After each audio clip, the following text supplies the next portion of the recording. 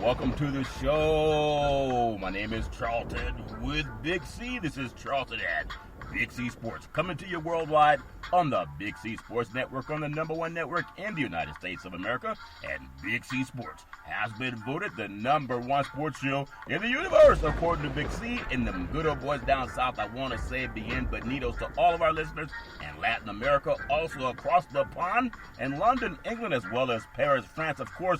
You good old boys in Canada, we love you. In Africa, the Big C tribe, but there's no one we love more than the good old boys down south in the land of the free and the home of the brave on a beautiful April the 15th, 2020. And Big C is out doing some things down south, taking care of some business. Some good old boys are doing their thing. Looking forward to getting you back in the saddle. I want to say today's show is sponsored by your Northern California Cadillac dealers, home of the all-new Cadillac Escalade, the standard of the world. And when you go by and test drive yours, tell them Charlton and Big C sent you, as well as a fleet of Cadillac cars. Also, Big C Sports is powered by Google and Alexa. Just say Google or Alexa, play Big C Sports Podcast. You will hear from our sponsors. You will hear Welcome to the Show. I will introduce Big C as the Mystic from 3,000 miles away. And he will do his thing, and I really appreciate the way things are growing with Big C Sports. You can follow Big C Sports on Xfinity, Comcast TV, Roku TV, Apple TV, Amazon Fire TV, and a lot of smart TVs all over the universe. But you gotta have a smart TV, from what I understand, or you'll be staring at a blank picture. It's all fair and love and war. I do want to say today, man, everybody's still taking the pause. Used to be the Big C pause. Now it's caused by the coronavirus, called the COVID-19 pause, that President Obama actually predicted about 5 years ago. He made a prediction about what would happen, and here it is now. It's amazing when you think about science more than you do politics, and how things can change and benefit a lot of people too, that we really appreciate that. Also, want to make sure that our military veterans, they have access to help.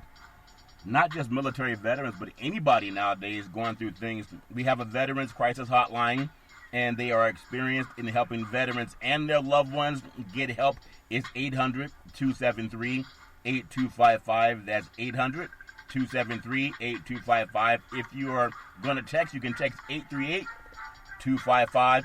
That's 838-255, and get some help. If you're online, go to veteranscrisisline.net. That's veteranscrisisline.net, and you can get some help.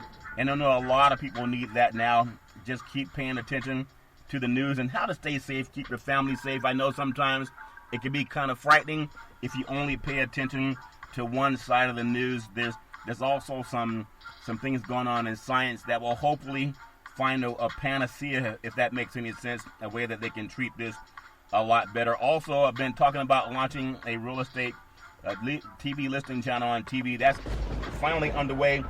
Valley Homes Weekly TV on Dish Network, DirecTV, AT&T Uverse, TV 53, home of the San Francisco Giants.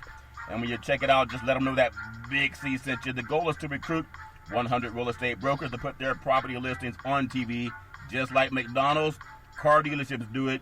Your sporting events do it. And you can watch TV work for you the same way that they do it, and let it work for your real estate. That's also a great way to go out and do business. And just imagine so many people right now trying to find a way to do business and do commerce with record layoffs that are happening all over this country. And if we can do our part just to make sure that the people who are focused on real estate, I love the fact that we can go to brokers and have their property and their company, in fact, put on a television program that makes them stand out over the people that are doing door knocking and putting out advertisements on Facebook. Everybody can do what they want to do. I really appreciate that. I also want to talk about today being Jackie Robinson Day.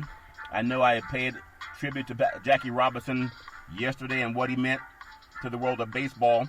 And I know everybody has their own thoughts about what they feel is important to them. Before I even get into that, I want to mention Surgeon General Jerome Adams doing more PSAs, helping people stay informed, talking about social distancing, and all the things that we know that we need to do as people to make sure that we stay safe.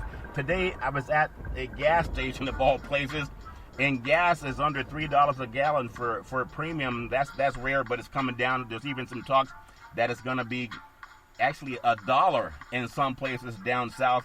And so, that's pretty good. I haven't paid $1 for gasoline since I was in college, but I know it's always important to figure out how we can do things that keep people kind of in the flow of things. And I know that if you can afford gas and you can fill up your tank on a couple of bucks, that makes everybody feel a little bit happier. I know we're still dealing with things in the world of sports and news, and we got to keep abreast of that. Also, I want to talk a little bit more at the end of the program about the churches that filed a lawsuit against the state of California because they're not allowed to cohabit and congregate because of COVID-19. It's trumped, no pun intended, it's trumping faith, it seems, at this time, even though I believe we can have both. Also going to talk more about Negro League Baseball. What happened to Negro League Baseball? How did it even get started? Quarterback Jared Goff for the Rams, dropping Gurley, and Cooks was super tough, but he's going to make the most of it as the Rams quarterback going into maybe the 2020 season. We don't know if that's going to happen or not. A member of the LA Chargers tests positive for the COVID-19. Former NBA, actually, I can't say, let me just put it this way. NBA, I believe this season would have ended today going into the playoffs. And there's some former partners of Steph Curry, the NBA great. His wife, Ayesha Curry, I guess she's being named in a lawsuit. And, people trying to get money however they can, even if they just got to go sue somebody for it.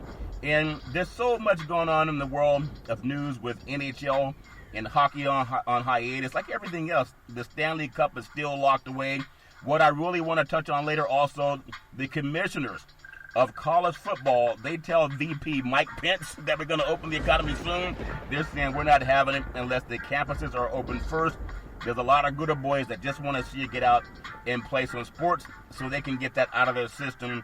They're not the ones being out there in the field, being knocked around and hoping that they can stay safe. But it's all fair in love and war, and it's good to see at least some of these college conferences starting to say, well, we're not just going to run our young boys out there and have them play football and not know if they're going to be healthier after it. I mean, that's important.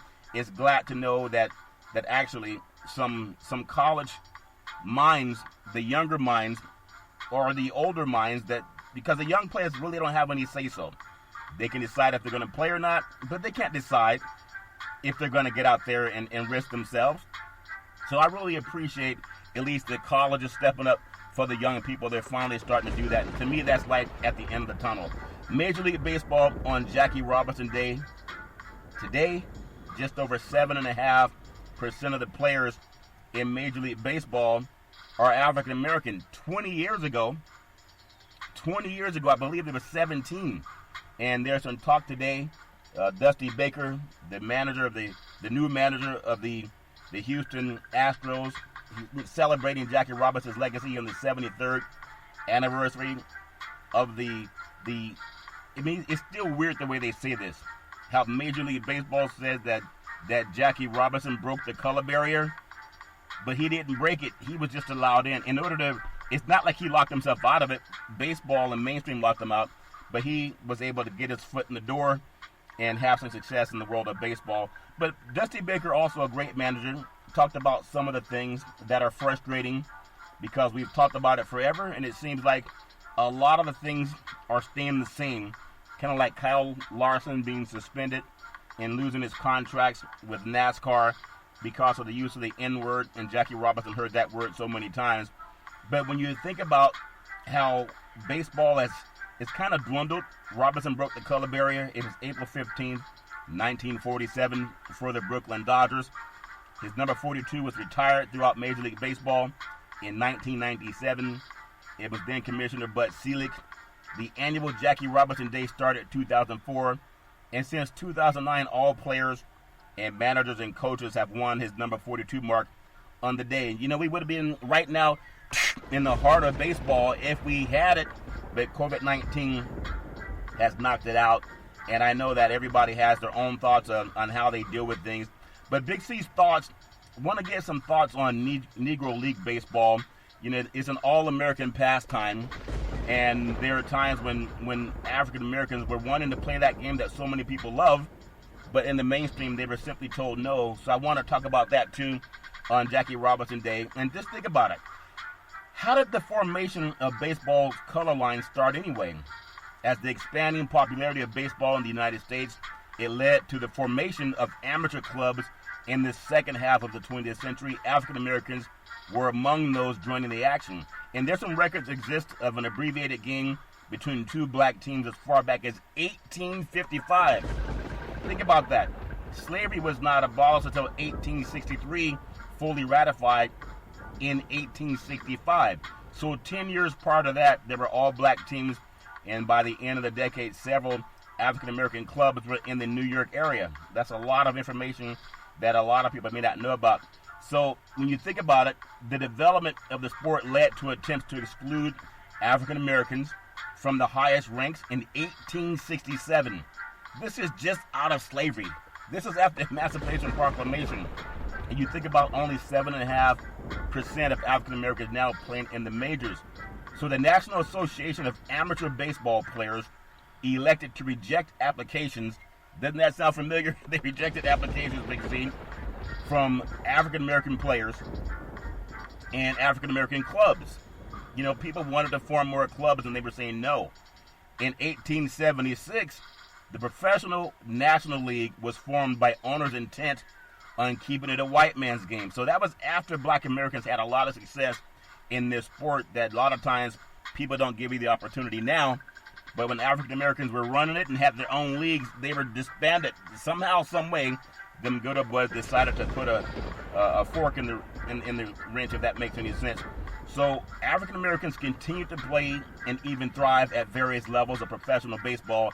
It was 1884 that catcher Moses Fleetwood Walker of the Toledo Blue Stockings became the first African American to play in what was then considered a major league. Okay? Even though people talk about Jackie Robinson in Major League Baseball, yes, but there were African Americans that had their own leagues before even Major League Baseball started doing their thing. So when you think about that, and Moses Fleetwood Walker of the Toledo Blue Stockings, the first African American to play in what was considered a major league by white Americans. Black Americans already had a league. So Walker and fellow African Americans often faced, again, the same thing that Kyle Larson. You would think that Kyle Larson, I mean, I guess you can't think anything. People are what they are. But when he still uses that word on Easter of all holidays that you're going to decide to use it, Big C, it just doesn't make any sense. But as we read history, we realize not everybody grows at the same rate. But when you think about it, Walker and fellow African Americans often faced outright hostility and physical intimidation from teammates and opponents. In one case in the 19th century, superstar Cap Anson of the Chicago White Stockings threatened to cancel a game with Toledo if Walker was in the lineup. Isn't that something? I remember saying the story to Big C. This was when I was a little boy. In the summertime, they had this game called Slip and Slide. And so the kids would go down and play. I must have been, 10, 11 years old, somewhere in there. And I, with some of my brothers, were going to go to the Slip and Slide with some of our white friends. And there was a white teenager that was manning the Slip and Slide. I was just assuming he was 17, 18 years old. And he said, "You can't get on. You guys can't get on." And there must have been about 7 or 8 of us down there that came. And there must have been about 15 other kids when we got there. But I remember saying, I thought he was joking at first, but he had an attitude about him. Kind of like the attitude that Kyle Larson had. And so I said, well, if I can't get on, then I'm going to go tell my big brother. And when I did that, it was, he came in and said, well, if he can't get on, nobody can get on. Fact of the matter is, the guy capitulated and he said, oh, yeah, I was just joking. But he didn't do that to the white kids. He only did it to the black kids. But I still remember that. And when I think about what happened with African Americans in baseball, Walker was in the lineup, and there were some white players threatened to not play in the game. So several of the top black players of the era included infielders like Frank Grant, Bud Fowler. This is important. I think a lot of people need to know it's not just something that we talk about Jackie Robinson. George Stovey relocated to the prominent International League, playing in New York, New Jersey, and Southeast Canada. Oh, Canada. Canada's been good to a lot of African Americans, even with the Underground Railroad. However, racial tensions persisted, and in 1887, African Americans were barred from signing new contracts in that circuit as well. So that's the thing that I say to anybody when they want to know about history and the Negro League Baseball and how oftentimes, I think 7.5% of players in major leagues are African Americans. There were times when African American men wanted to do their own thing, and then they were still barred from succeeding. Not by their lack of attention, not by their lack of desire, but oftentimes mainstream would get in the way and stop it from happening. That's incredible. By the 1890s, African American players were increasingly facing exclusion from the organized baseball and finding that more opportunities with traveling teams. The Cuban Giants formed in 1885 under the pretense of being dark-skinned Latin Americans. Think about that. They played in the East in a private railroad car to play local squad. Fowler's Page Fence, the Giants, enjoyed impressive success against both black and white opponents, winning 118 games. That's incredible, because oftentimes this was all done amid a lot of pushback and a lot of enmity. People just saying, no, we don't want you to have what makes you happy. We don't want you to have what we have. And this is when they were doing their own league and then try to what they say, Jackie Robinson integrated. When they tried to integrate other leagues, they were just told no. They won 118 of 154 games in 1895. I know we only hear contemporary guys about Jackie Robinson in Major League Baseball, but there were guys playing baseball nearly 100 years before Jackie Robinson. A lot of black men have been playing it for a long time. The close of the century brought an end to the formal integrated baseball. In 1899, Bill Galloway appeared in 5 games for the Woodstock, Ontario of the Canadian League. Think about that. African Americans had more success in Canada than they did in the United States. For the attempts to pass a lot of opportunities on to fellow African Americans, oftentimes people were just told no. People were threatened with their lives, chased out of opportunities, and there's no fault of their own. They wanted to succeed. Just like I think Dusty Baker was saying how disappointed he is right now in contemporary times. Well, a lot of men are just not given the opportunity. But it goes back, it's longer than just now. It's longer than saying 2000, the year 2020. This goes back well over 100 years where men of color have always had to fight against our white brethren. It doesn't make any sense. I mean, I don't understand what it is about that tribal thought where people want to segregate themselves all the time. Maybe I do. A lot of it because of the fear of miscegenation and understanding the dominant and recessive genes. That's a lot deeper than some people understand. But when you think about it, with the rise of the Negro Leagues, segregation notwithstanding, they continued to play at a very high level, even though they were oftentimes pushed back. And I've always wondered, if you think about any success that any person has ever had in this great country called the USA, what if they were able to have success with people trying to push them into success as opposed to keeping people out? You think about that. Negro League Baseball got its start thanks to the increasing popularity of 2 things after the Civil War: baseball and segregation. The National Association of Amateur Baseball Players, they rejected African American membership in 1867. Think about that. In 1876, owners of the Professional National League adopted a quote-unquote gentleman's agreement to keep black Americans out. And a lot of that goes on in corporate America now, but it's behind closed doors, just like it was then. So when Dusty Baker says that he's disappointed that there's been a lack of progress, this stuff is intentional. It's not like someone woke up and learned to be, hateful or have, I guess, enmity for other people or nastiness, whatever it is. Racism is kind of an overused word, even though it's apropos to so many things that happen in life. But the National Association of Amateur Baseball Players, they rejected African American membership in 1867, and in 1876, owners of the Professional National League adopted a gentleman's agreement to keep blacks out. Just like the kid told me when I was a young boy, I couldn't get on the slip and slide, and he tried to keep all the young black kids out and let the white kids get on. He was a white guy, but things changed when my brother came down and talked to him, and he's a lot bigger than the white kid. He said, "Hey, I was just joking." No, he wasn't joking. His parents taught him that garbage. So think about this. In 1920, Reuben Foster launched the Negro National League. We formulated several times. Think about this, with new leagues and owners, Negro League Baseball, and enjoyed periods of success in the early 1920s. Again, when you think back to what Dusty Baker said, that he was disappointed with how things are now, 7.5% of people in the majors are black. Well, there were times when a lot of white groups, business owners and politicians and fans, they just made it difficult. Not only would they just not attend some of the events that were put on by black Americans, they tried to destroy the organization. Isn't that something? And we still do with some of that stuff today. It's just a little bit more clandestine now.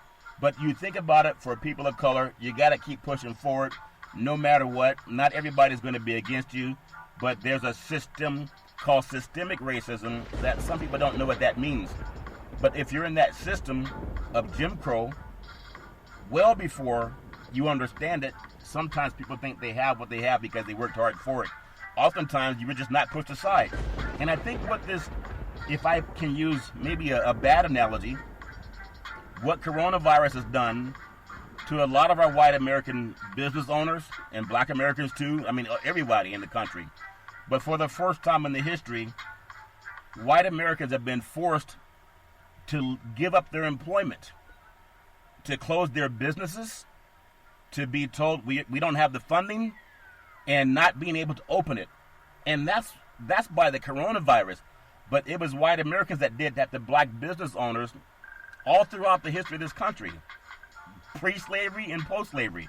And that's a painful thing that we still rise. That's amazing. I talk to a lot of people, black and white, and they agree to that. And so when you look at people being forced out of their business, their restaurants are being forced to close, or I think Best Buy Electronics laid off 50,000 employees, or furloughed or laid off. And there's more and more of that going on. And this has happened to African Americans so many times throughout success in the past. People just stepped in front of them and tried to stop it. We've heard of the black stock markets in Tulsa, Oklahoma, also Sacramento, back in the 1920s. But you think about what Dusty Baker said today. Like, how does that relate to going back to 1865? Well, it does, because some things don't change.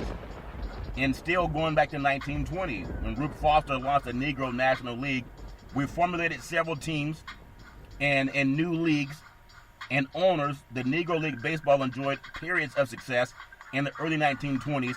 And again, after the Great Depression, however, Jackie Robinson's integration of baseball in 1947, it prompted a slow and irreversible flux of talent that went into the majors, and the Negro League and the teams generally folded by the 1960s. So when you think about what Dusty Baker's saying in 2020, it's a lot that happened in the past that's repeating itself. As the expanding popularity of baseball in the United States led to the formation of amateur clubs in the second half of the 20th century, African Americans were among those joining the action. Records exist in abbreviated numbers between games where two black teams played as far back as 1855, as I said. So that to me is important. It's more of a history in what happened with the African American, the sport called Negro League Baseball. My grandfather on my mother's side, we called him Pop. He played Negro League Baseball. And I heard about some of this stuff when I was a little boy, but it kind of went over my head at times. I didn't know everything about it. But the average person now, when they think about Negro League Baseball, they don't really know about it. But they'll think about a guy like Jackie Robinson. And then think about the seminal history in African Americans in the world of baseball. And you have Curt Flood that came in and he sued for the right to play where he wanted to play. I mean, I think it's so important that we know that. Curt Flood came from a group of people that were the most ostracized in the history of the baseball universe, but he made it possible for even white guys to become wealthy. The end of the Negro Leagues, the successes of Robinson Day, when you think about it, it's so important to just know this. Robinson, Dobie, and other African Americans like Roy Campanella, Monty Irvin, they drew the attention of black communities, and it drained the Negro Leagues of its fan base. Where have we seen that? Black college football. We've seen the same thing in black college football, where a lot of the schools from the HBCUs, those players, they ended up going to play what we call now the Power Five, oftentimes because they were given more money, I mean, we're not supposed to say that out loud, but people know the deal. It was more appealing for them to go and join those leagues, and that made it possible for them to go on and have more success and change their lives. And the same thing happened with Negro League Baseball. The Negro League disbanded in 1948, and the Negro American League then limped through the 1950s in its attempts to sign some white players, and even women. They had not a lot of success doing that, getting people to come to the games. But those things happen. In the meantime, despite the growing power of the civil rights movement, Major League Baseball, it was proven a slow change. As late as August 1953, only 6 of its 16 teams had African-American players. You think about what Dusty Baker said about 7.5% of the players now being African-Americans.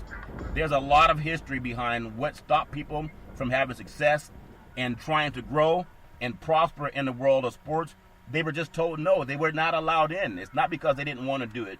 And I really appreciate just talking about that on Jackie Robinson Day, because if we don't talk about it now, then it's like people never know that it even existed. And it existed. Those leagues existed. They were prospering. They were able to grow and prosper and feed their families and give men opportunities to grow in the world of sports. And I think that's so important. There's a segregation notwithstanding, black players continue to find ways to foster a high level of competition in major northern cities. The first colored championship of the world, in fact, of the universe, the first colored championship of the universe was held in 1903 with pitcher Rube Foster leading the Cuban ex-Giants to victory over the Philadelphia Giants. Thinking about that, there is always some kind of a pushback, even though these men worked really hard trying to do something that even Jackie Robinson had a hard time doing. And by the time he was able to get into Major League Baseball, there was still a lot of racial enmity going on that forced him to go through a lot of pain. And that, to me, I believe that's one of the reasons that he did not live as long, a lot of stress. He passed away as a young man, and he should never have had to do that. But on Jackie Robinson Day, I know people think about let's wear the color and the blue and white. Let's wear the number 42, and that's what a lot of people think about when it comes to honoring Jackie Robinson. But there was a lot of African Americans in teams that existed before him. It's just important. I know that everybody has a way to find something to keep their national pastime going, and we're trying to see right now. Major League Manager Manfred wants to see if we can get baseball going again, and I know we will soon. I mean, it just depends on what happens with science. Isn't that something? So science is incredible. That's why I love reading about the findings of Gregory Mendel. One of the world's best scientists, the late Gregory Mendel, when he talked about genetics. People should read that when they want to stand up for being, bigoted or whatever, that xenophobic, whatever it is. We all come from the same source.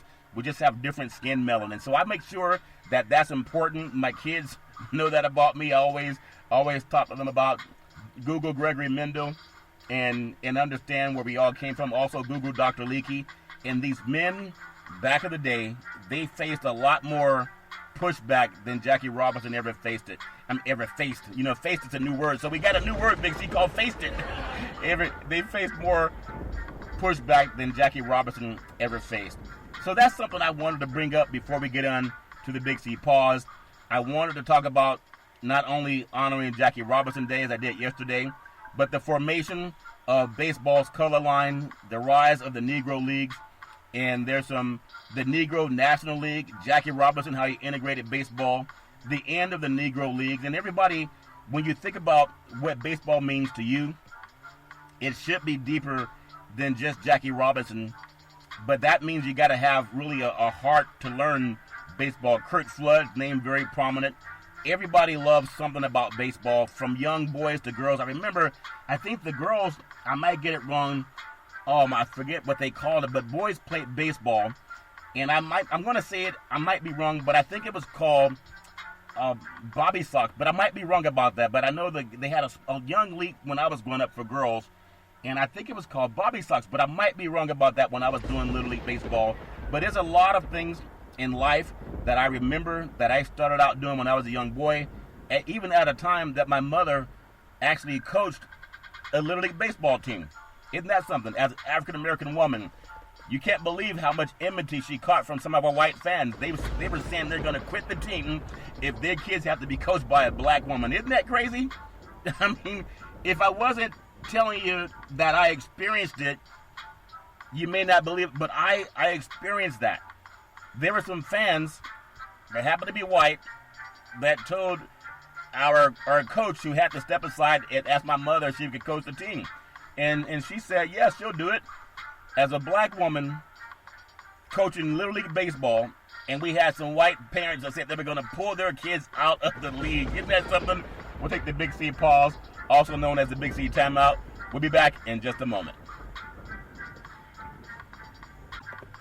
All right, we are back from the Big C timeout, also known as the Big C pause. You can follow Big C Sports 24 hours a day, 7 days a week on the #1 podcast network in the universe, iHeartRadio podcast. You can follow Big C Sports on Apple Podcasts. You can follow Big C Sports on Google Podcasts. You can follow Big C Sports on an app that I love called Google. Or Alexa, just say Google. Or Alexa, play Big C Sports Podcast. You will hear from our sponsors. You will hear Welcome to the Show. I will introduce Big C as the Mystic, and he'll do his thing, and I really appreciate the way things are going with Big C Sports. You can follow Big C Sports on Xfinity, Comcast TV, Roku TV, Apple TV, Amazon Fire TV, and a lot of smart TVs all over the universe, and really appreciate the way things are going with Big C Sports.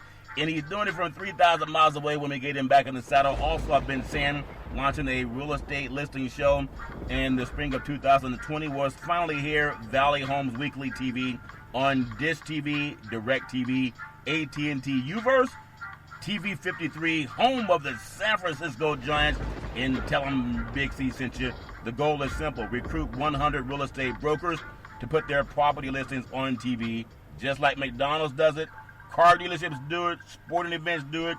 You can watch TV work for you and also for your real estate needs. 800-772-8624. That's 800-772-8624. So really appreciate the way things are going with Big C Sports here on Jackie Roberts Today, and so many other things going on in sports. And again, want to make sure that I always pay homage to Surgeon General Jerome Adams, doing more PSAs to help people stay informed and to stay safe in this trying times. Go to coronavirus.gov and people can hopefully get some help. But I was telling people, just like the thing with Kyle Larson, how it's a shame that he had such stupid parenting. I've seen that before growing up, where oftentimes, even when my mother decided she was going to coach our Little League baseball team, there were some white families that they were okay when we had a white coach, but he respected my mother enough, he asked her to if she could step in and coach the team when he was out for a while. And there were some players that said they were going to quit the team if they had to listen to one of them, if that makes any sense to you. So Kyle Larson, that behavior is nothing new for me. That's why I love to shout that down. I have no remorse or sympathy for people who are that dumb.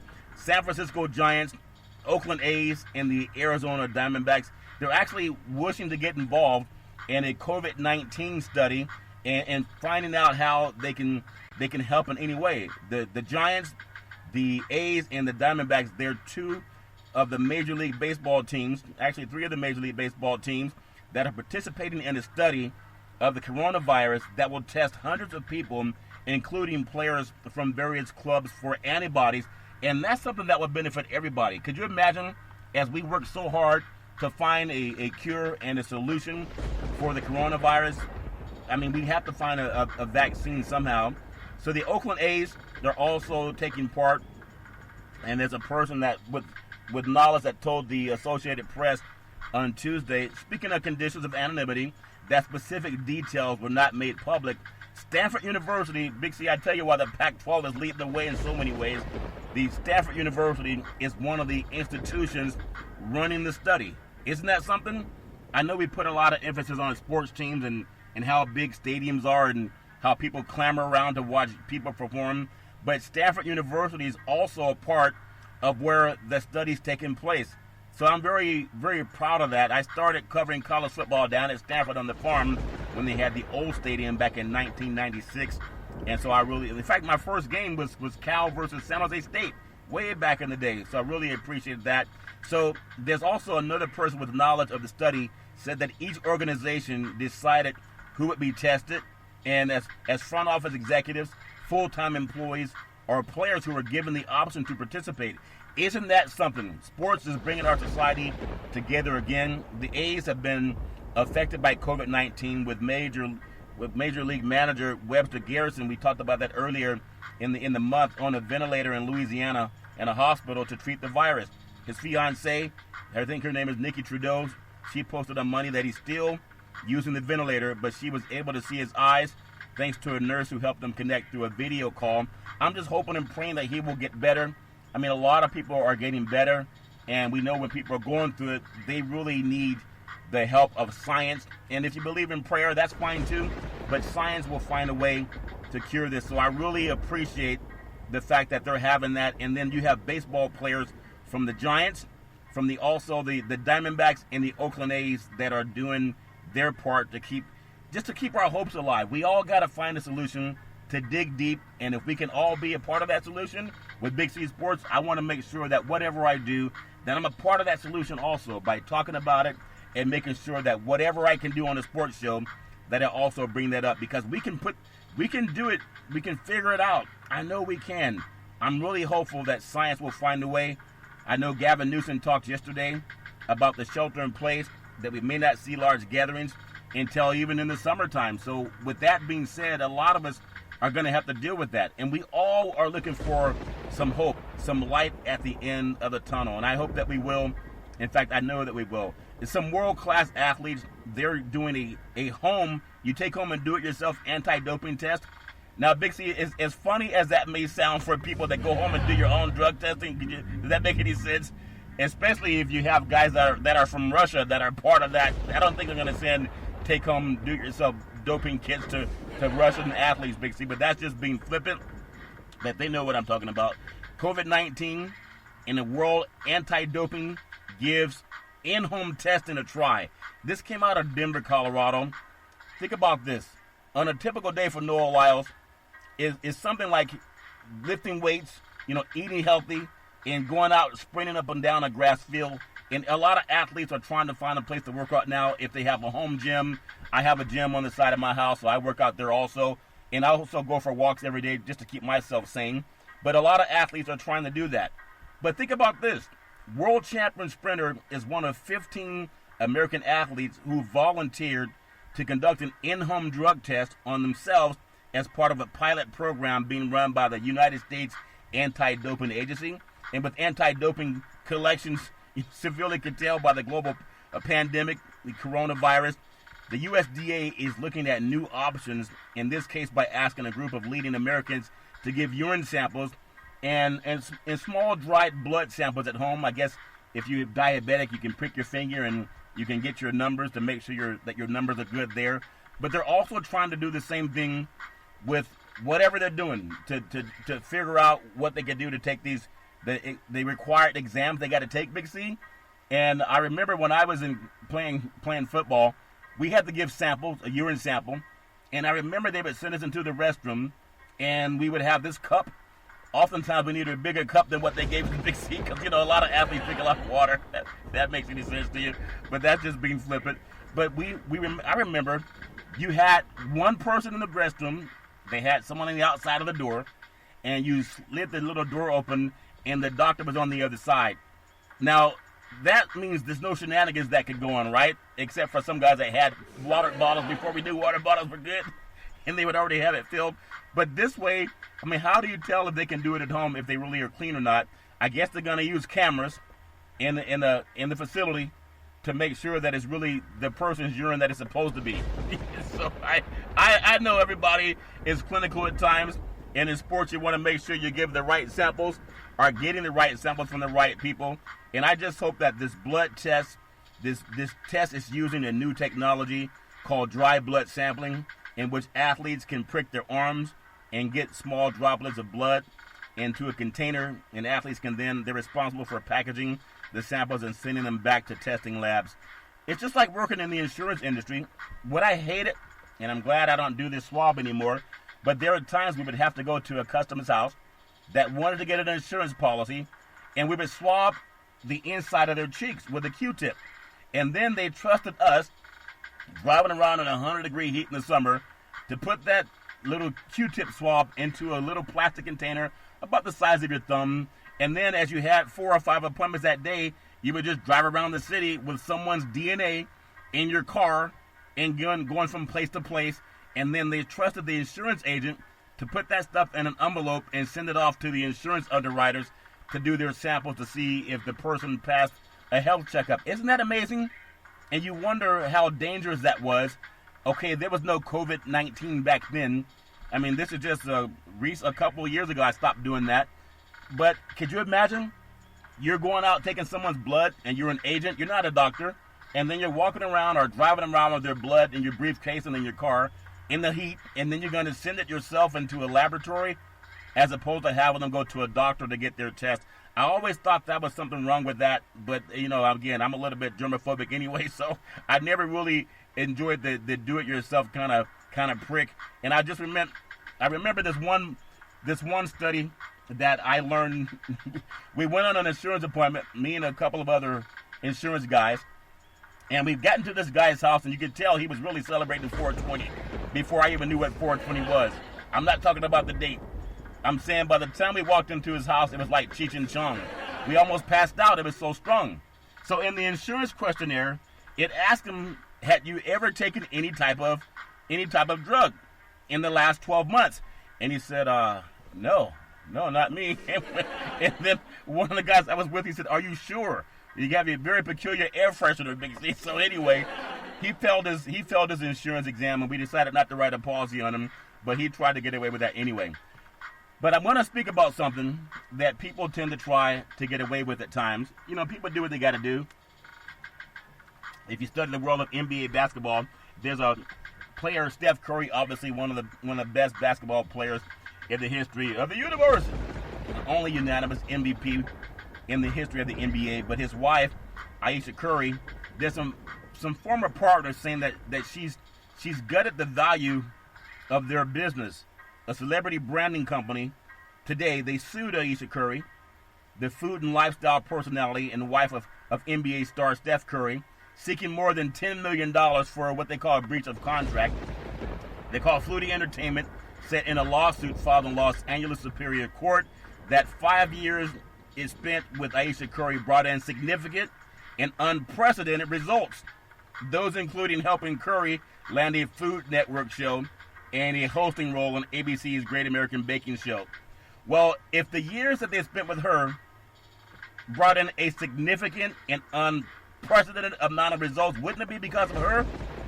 And so I guess they're accusing her of leaving and doing her own thing, and that if it were not for her leaving, they would still be successful. If they're successful, wouldn't they be successful anyway, Big C? Why would they have to go up to her in court? But people can do what they want to do. That's why we have a court system. The suit alleges that in the 11 months since terminating the relationship, that she denied the company its share of proceeds from the businesses and deliberately slowed down new enterprises, took away a top employee, and essentially gutted and devalued the Flutie Entertainment's interest. If you're an athlete, oftentimes people are approaching you to go into some business venture, and they want the athlete to put up all the money. They want the athlete to put up the money, and then they want to all share in the returns. So there has been no comment, as far as I know, made by Curry's attorney. At the same time, if you're an athlete, there are times when people will come after you. The lawsuit asserts that when Curry terminated the relationship, not when she was kicked out of it, but when she terminated the relationship in May of 2019, that Flutie had done major work with her and development partnerships and sponsors and legal and financial framework for Homemade, in which Curry would offer home meal kits along with other kitchen and lifestyle products. I don't know what happened. All I know is that they're in court about it, and when you're well off, I know Steph Curry signed a major contract, over $200 million, with sponsorship and playing with the Warriors. So oftentimes you're going to be a target for people. I mean, if the court, that's why they have the court, though, figure it out. But think about this. They're seeking $10 million in damages, okay? If their company is so successful, why would they need her? They're trying to say they got successful because of her, but now they want to sue her because she decided to leave. She's 31 years old, a native of Canada. We love Canada. and was an actress when she married Steph Curry in 2011 and began doing cooking demonstrations on YouTube in 2014. I mean, everybody can do what they want to do, but it's something that athletes got to know. When people say, I can't believe this guy's so lucky, he just signed a $200 million contract. Well, it's not what you make, it's what you keep. And there are times when people come after you also because they act like they're the ones who get that money. And they want to make sure that they do what it takes to keep the money coming in too. Also in the world of basketball, Tillman Fertitta calls furloughs a favor to his 40,000 out-of-work employees. And apparently the billionaire owner and restaurateur laid off staff up to 40,000 employees, and he wanted to do it because they would be first in line for unemployment. He's the owner of the Houston Rockets. I don't care how much money you have. One of the wealthiest men in the universe. If you're paying 40,000 employees and money's not coming in the restaurant industry, maybe it's not a bad thing to have them file for unemployment. To me, that makes sense. That's a business decision. There's a reason he's a billionaire. It also may seem disheartening. Maybe he could have rolled out paying those salaries for another month or two. Maybe he could have. That's his money, though. He can decide how to do with it what he wants. In a television interview over the weekend, and he had about his decision to furlough workers across the hospitality empire, said it was a favor to the tens of thousands of employees who are now temporarily out of work, or some people may get furloughed. Everybody has their own thoughts about at what point in time does a billionaire or a multi-millionaire decide to cut ties. Well, he's no different than any other owner of a major league team. They're cutting back salaries on a lot of athletes because the money's not coming in. So they're not trying to absorb that money out of their own banking account. They have different things that are set up to make sure that money rolls in. So I'm not saying that I'm for him or against him what he's doing, but that's part of life. And if people can go file for unemployment, do that, and don't count on a rich man or a billionaire making sure that you can feed your kids. It's not just him. He has to make business decisions, and that decision publicly doesn't sound like it's very popular, but only he knows the situation. The pandemic also delays renovation to stadiums in Madrid, Barcelona, even Los Angeles, as well as Las Vegas. They're all holding off, or they're slowed down by the workforce and not being able to finish construction of stadiums. In Madrid, Spain, Barcelona, and Real Madrid, the coronavirus pandemic, it's affected more of their games and player salaries. It's also taken a toll on their stadium renovation plans. Both soccer clubs are working on hefty renovation projects for their famed venues, and construction's already underway, and they're still having to deal with, do you stay healthy or do you send your employees out there to work? Think about this. There's a stadium called Camp Nou, and it will have a new roof covering all seating sections. Its seating capacity will increase from 99,000 to 105,000, and the cost of the project, initially estimated about $540 million, is to be concluded by the 2021-2022 season. So the completion date and the estimated cost, they've already been pushed back. So just like the owner for the Houston Rockets and the restaurateur, they're all affected by the same thing. We all are. Everybody's affected by something. And just like anything else in life, it's about your bottom line. So the bottom line of an NBA owner or a player, whether it's football, basketball, or baseball, it's all up to that person to decide what they want to do. I want to just bring up something, because today I was out getting some gas, and I hear a lot of young people don't pay attention or don't read. When I got out of the car, I had my mask on and my gloves on, and put my credit card into the slide machine. You know how you can get your gas and pump at the gas pump. So this one guy pulls up to the gas pump, and there was another man, and not only did they say, "Hey, what's up, man?" they gave each other a big hug. It was like they were on a date. And I'm not being flippant, but it was like if you're dating someone, you hug them. It wasn't like, "Hey, what's up, bro?" It was like an embrace that lasted maybe 10 seconds, and I know because I counted. Okay, I was being nosy. There was no sports to watch on TV. May as well watch people hug because at the gas station. But these two men hugged each other, probably in their late 20s. No mask on each one of them, no gloves, and obviously no television set at home because they haven't been watching the news and they don't listen to radio. But they both did say, I can't wait for sports to start up, man. I'm bored without having football. I heard them say that. But again, that was not social distancing. Everybody's dealing with something. Associated Press interviewed Manfred, Major League Baseball Commissioner Rob Manfred. He wants the baseball to be in position to take the field whenever the government and the health officials give the go-ahead. And I think that's important. He says he thinks it's incumbent upon every team to try to turn over every stone they can in 2020. At the same time, they're going to trust in what's coming out of the Federal Centers for Disease Control and Prevention, and recommending all gatherings of 50 or more people be put off through mid-May. I think they're saying 10 in California. But everybody, except those guys at the gas station, they know something about how to stay safe through this COVID-19 pandemic. We all got to do our part. You can follow Big C Sports 24 hours a day, 7 days a week on the #1 podcast network in the universe, iHeartRadio podcast. You can follow Big C Sports on Apple Podcasts. You can follow Big C Sports on Google Podcasts. You can follow Big C Sports on 2 apps that I love called Google or Alexa. Just say Google or Alexa, play Big C Sports Podcast. You will hear from our sponsors. You will hear Welcome to the Show.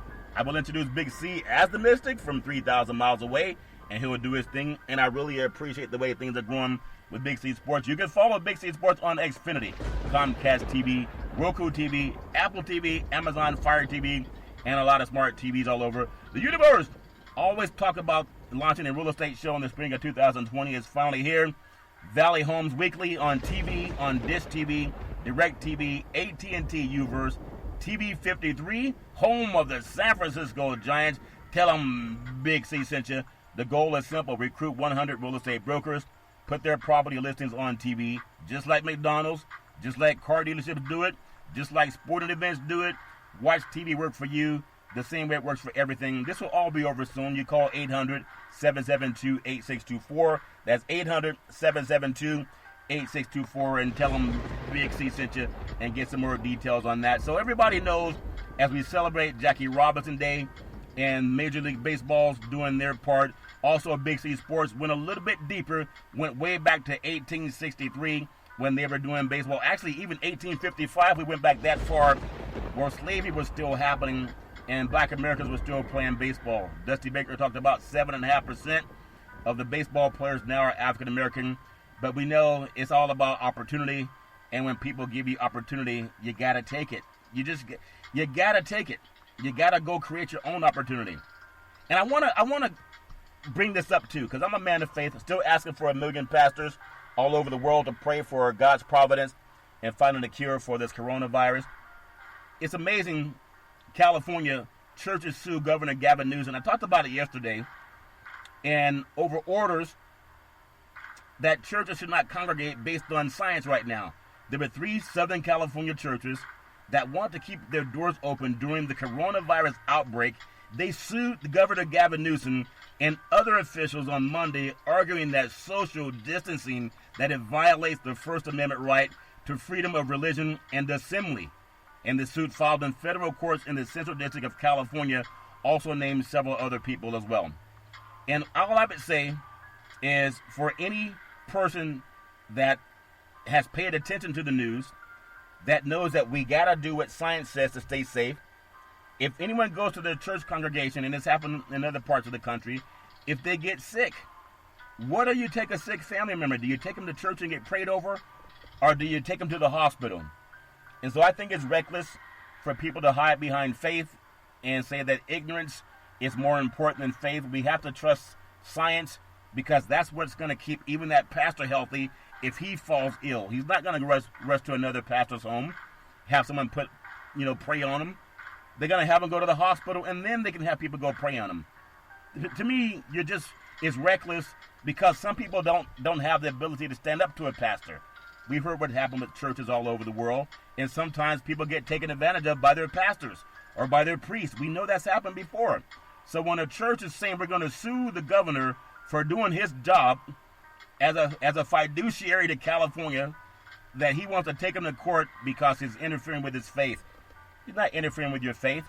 You can do what a lot of smart churches are doing and they have televangelism. They do it online. People can tune in, and that way they don't have the risk of becoming ill. I think that's so important. But everybody has to do their own thing. Who am I to tell somebody what kind of faith they should or should not have? But that's their own choice. There's also in the world of the NFL that has no gatherings right now because of science. At least one member of the Los Angeles Chargers, the team with the lightning bolt on their helmet, tested positive for coronavirus, and 2 others have reported symptoms.